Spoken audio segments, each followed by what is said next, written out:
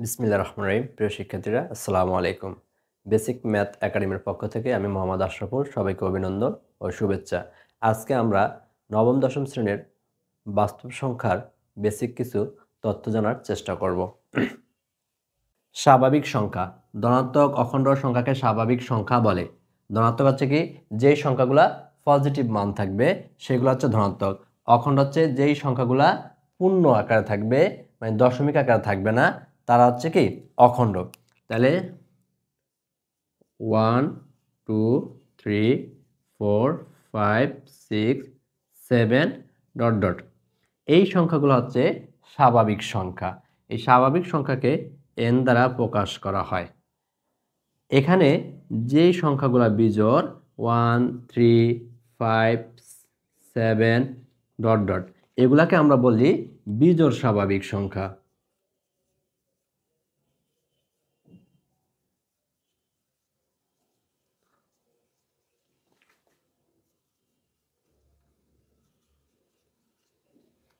আর জোড় সংখ্যাগুলোকে বলতে পারি আমরা 2 4 6 8 ডট ডট জোড় স্বাভাবিক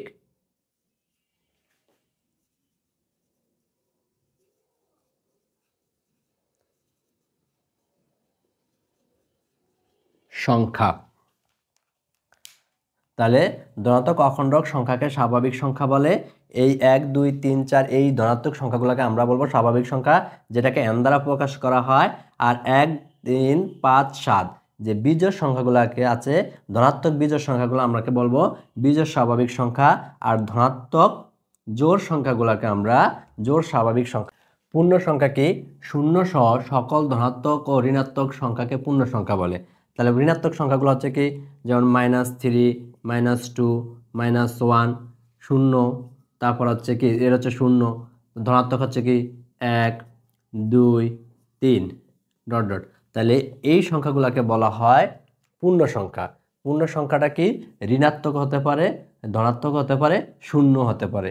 এই ঋণাত্মক, শূন্য, ধনাত্মক এই সংখ্যাগুলো মিলে হয় পূর্ণ সংখ্যা। পূর্ণ সংখ্যাকে আমরা কি জেড দ্বারা প্রকাশ করতে পারি। মৌলিক সংখ্যা, এক হতে বৃহত্তর যে সকল সংখ্যার এক ও ওই সংখ্যা ছাড়া অন্য কোনো গুণনীয়ক থাকে না তাকে মৌলিক সংখ্যা বলে।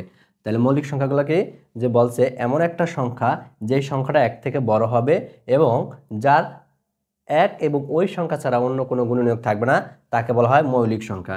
যেমন আমরা যদি 7 সংখ্যাটি নেই, তাহলে 1 7।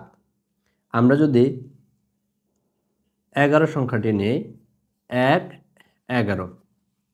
আমরা এই শব্দটাকে, এই মৌলিক সংখ্যাটাকে আরেকভাবে বলতে পারি যে যে সকল সংখ্যার কেবলমাত্র দুটি গুণনীয়ক আছে তাদেরকে বলা হয় মৌলিক সংখ্যা। একমাত্র 2 হচ্ছে একটা মৌলিক সংখ্যা যার গুণনীয়ক হচ্ছে কত? 1 আর জোড় সংখ্যা মৌলিক সেটা হচ্ছে 2। যৌগিক সংখ্যা হচ্ছে কি, এক হতে বৃহত্তর যে সকল সংখ্যার এক ও ওই সংখ্যা ছাড়া আরও গুণনীয়ক আছে তাদেরকে যৌগিক সংখ্যা বলে। যেমন আমরা যদি নিই 4 1 2 4। আমরা যদি 10 নিই 1 2 5 10। আমরা যদি 21 নিই 1 3 7 21। এখন এই সংখ্যাগুলোতে 2 এর অধিক গুণনীয়ক আছে, 1ও আছে এবং ওই সংখ্যা 4ও আছে, কিন্তু তাছাড়া আরও একটি গুণনীয়ক আছে। তাহলে যে সকল সংখ্যার 2টির অধিক গুণনীয়ক আছে তাদেরকে বলা হয় যৌগিক সংখ্যা।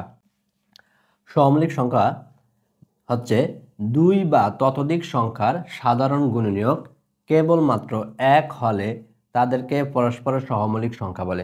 বলছে 2টা বা 3টা যদি আমরা সংখ্যা নেই এবং তাদের যদি আমরা কি করি গুণনীয়কগুলো বের করি, এই গুণনীয়কের শুধু একটা গুণনীয়ক কমন হবে এবং সেই গুণনীয়কটা হবে 1, তাহলে আমরা তাদেরকে বলবো পরস্পর সহমৌলিক। নিলাম 5, 5-এর গুণনীয়ক হচ্ছে 1 5। নিলাম আমরা কত 7 নেই 1 7। এখন এই দুইটা সংখ্যার মধ্যে আমরা যদি কমন নেই তাহলে দেখা যায় এদের সাধারণ একটা গুণনীয়ক হচ্ছে এরও এক এরও এক।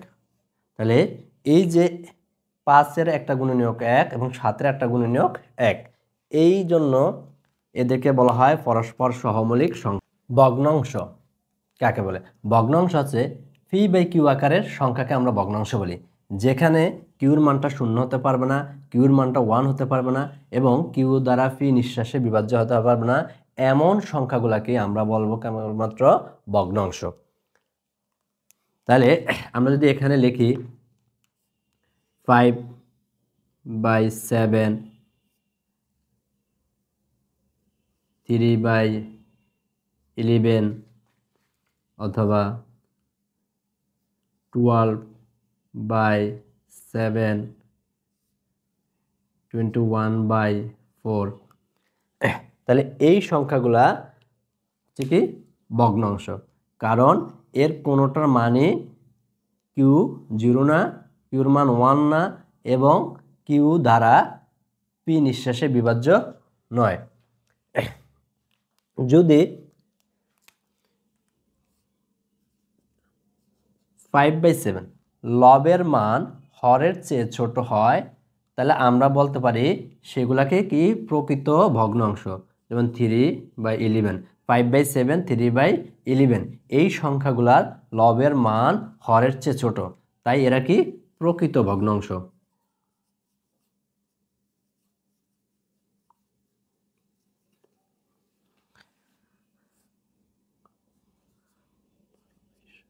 বারো বাই 7, এখানে লবের মান হরের চেয়ে বড়। আবার যদি আমরা দেখি 21/4, লবের মান হরের চেয়ে বড়, তাই এরা কি অপ্রকৃত ভগ্নাংশ।